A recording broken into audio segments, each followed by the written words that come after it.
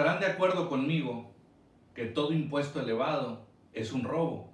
Utilizando el monopolio de la violencia, el gobierno sustrae en ocasiones, como en el caso de México, hasta el 30% de nuestras ganancias totales, un impuesto elevadísimo.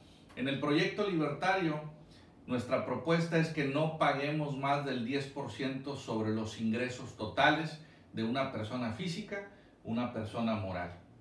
Y es que no significa que los impuestos no tengan un rol importante dentro de la funcionalidad de la República, pero no tan elevados y menos cuando tenemos servicios que no son de la mejor calidad.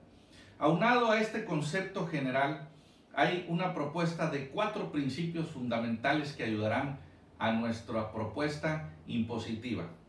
El primero es el de la equivalencia fiscal.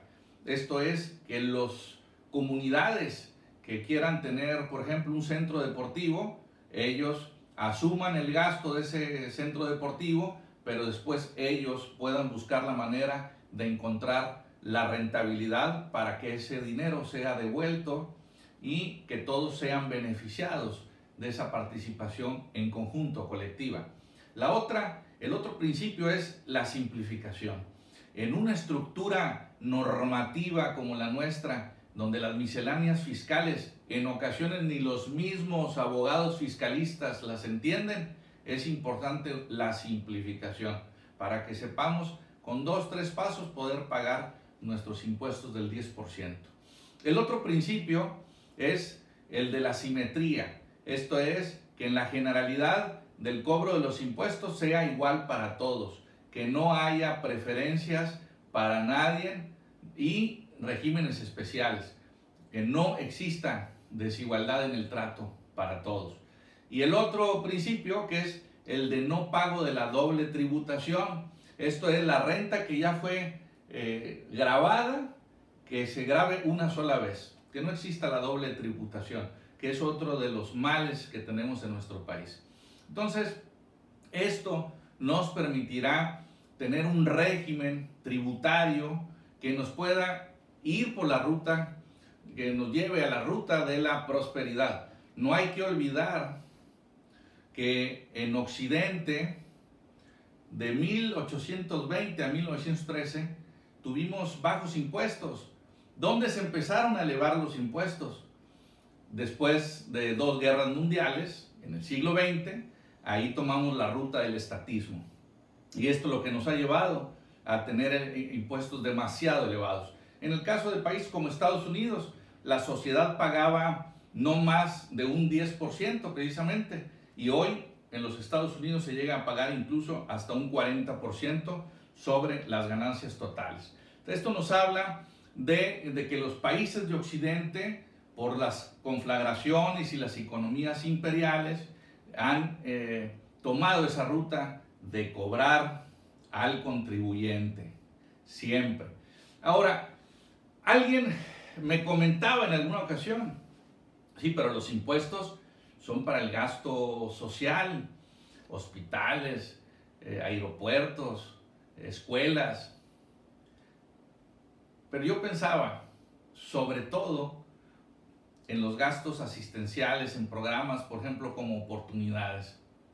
¿Y qué es lo que pasa? Que ahí existe un monopolio. Todo eso que se da a esas comunidades más pobres es una manera en que el gobierno genera sus estructuras clientelares, corporativas, para después pedir el favor en un día de elecciones. ¿Y dónde está la respuesta? La respuesta para sustituir a lo que hoy existe es el filantrocapitalismo.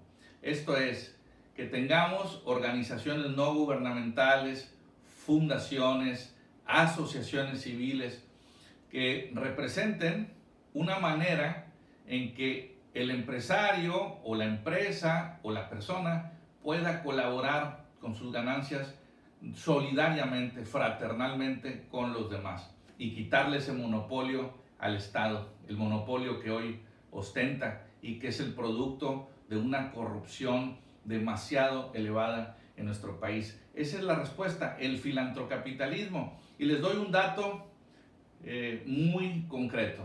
En los Estados Unidos, por ejemplo, hay más de 1,300 fundaciones y organizaciones no gubernamentales que hacen trabajo comunitario, organizaciones o corporativos que dan mucho de sus ganancias a quienes menos tienen.